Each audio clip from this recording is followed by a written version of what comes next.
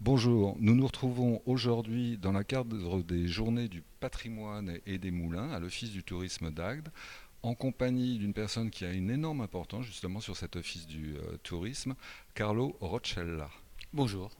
Alors Carlo Roccella, en fait ce petit entretien d'abord pour nous expliquer ce qu'est cette verrière, sa conception, comment tout s'est déroulé, bref son histoire. Oui, son histoire déjà particulière par l'initiative de faire un vitrail dans un lieu public laïque, hein, et de penser la création de cette verrière pour un office du tourisme. Je crois qu'à l'origine, il y avait eu un projet de réintroduction dans ce lieu des vitraux du Château Laurent. Après, pour X raisons, surtout administratives, je crois, le projet a été abandonné, mais pas le projet de vitraux. Donc, il a été lancé un concours auquel on a répondu en tant que verrier, puis en tant que voisin, parce que c'est vrai que les concours pour des créations contemporaines ne sont pas tous les jours, hein, mais ils ne sont pas si rares que ça non plus. Et donc notre atelier étant à Béziers, donc nous étions particulièrement motivés pour cette réalisation. Et donc la seule contrainte qui nous a fait un peu hésiter au début, c'était ce qu'on appelle pompeusement le programme iconographique, c'est-à-dire on demandait aux participants au concours de témoigner de la ville d'Agde dans ses éléments les plus saillants, donc dont on donnait même une petite liste.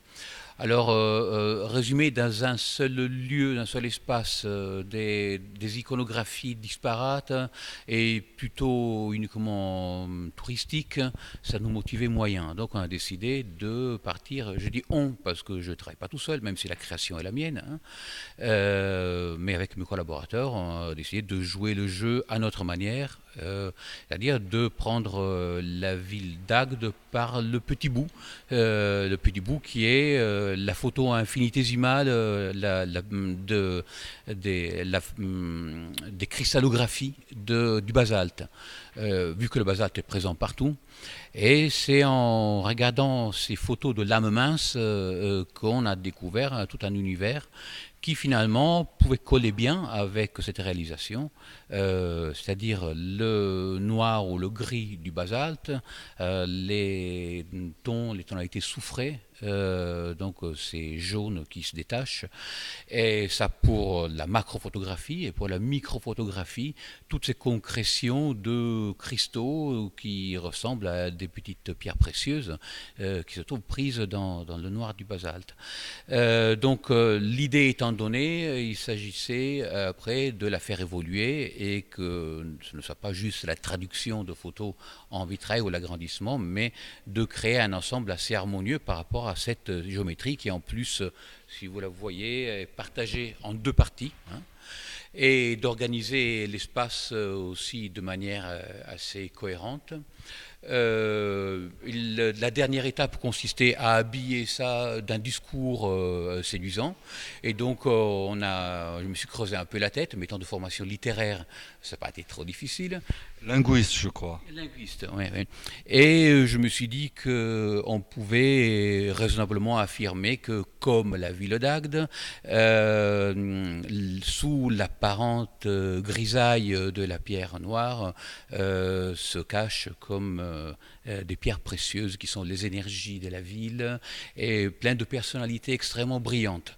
Ayant achevé ce travail de présentation avec la maquette, évidemment, et ayant eu le chantier, on est parti sur une réalisation qui se devait aussi d'être extrêmement rapide, parce que on avait 2 mois entre vu les retards administratifs qu'il y avait eu dans le lancement du concours, 2 mois pour rendre le travail en même temps que l'inauguration en 2012, je crois que c'était mai ou juin, de ce travail. Donc en 2 mois, on a 3 personnes réalisé ce travail, dont on a été bien content parce que tout s'est passé sans accroc.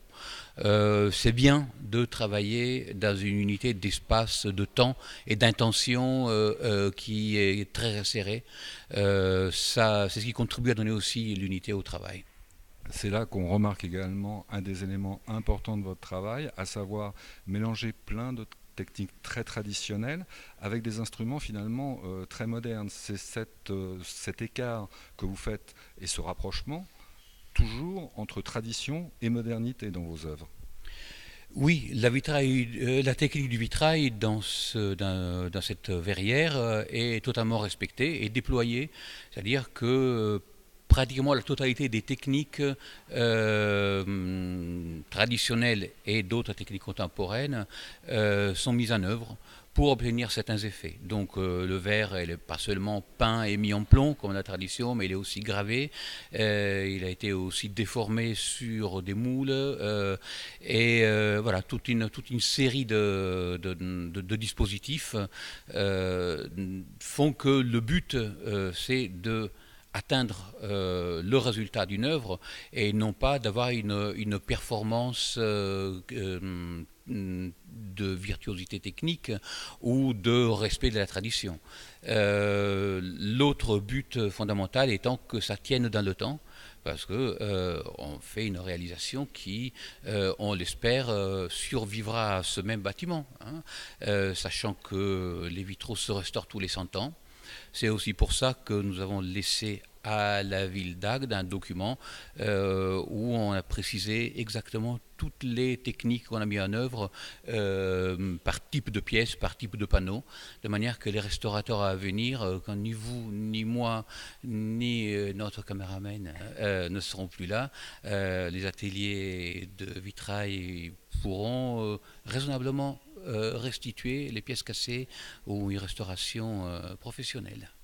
Oui, avant cet entretien, on parlait ensemble et vous me disiez, parce que la question que beaucoup de gens se posent à propos du travail de vitrailliste, c'est dire comment imaginer au départ, lorsqu'on voit un pan de mur, euh, la lumière qui s'en dégagera. Et vous aviez cette très jolie phrase en disant, il faut également que l'objet évolue lui-même et sa propre vie, sa propre existence. Oui, je pense qu'un vitrail est très très différent d'un tableau pour lequel on va avoir un point de vue idéal, un éclairage idéal et quelque chose à deux dimensions. Il se rapproche plus d'un nuage, hein. Donc il bouge, la lumière évolue, les heures du jour le font vivre de manière différente. Et donc il faut intégrer ça dans une création et pas lutter contre. Quand on lutte contre, on veut le figer. Il y a dans un vitrail au moins quatre dimensions, hein. Donc les deux dimensions de tout travail plastique sur un plan. Il y a aussi la profondeur, donc ce qui se passe derrière, ou ce qui se passe devant aussi, c'est-à-dire notre regard, et aussi la quatrième dimension du temps, c'est-à-dire l'évolution du vitrail avec les lumières qui sont totalement insaisissables. En plein soleil, un bleu peut devenir totalement blanc, un rouge peut devenir noir. Il faut accepter que le vitrail vive aussi sa vie en essayant de l'accompagner, mais pas de le maîtriser. C'est pour ça que le mot de maître verrier m'a toujours fait un peu sourire, parce on apprend tout le temps de la lumière solaire. Eh bien, Carlo, merci beaucoup. Merci aux créateurs artisans que vous êtes de nous avoir consacré ces quelques instants. Et puisque je sais que vous partez en conférence justement pour expliquer un petit peu plus votre travail, une bonne journée. Bonne journée à vous et merci. Merci.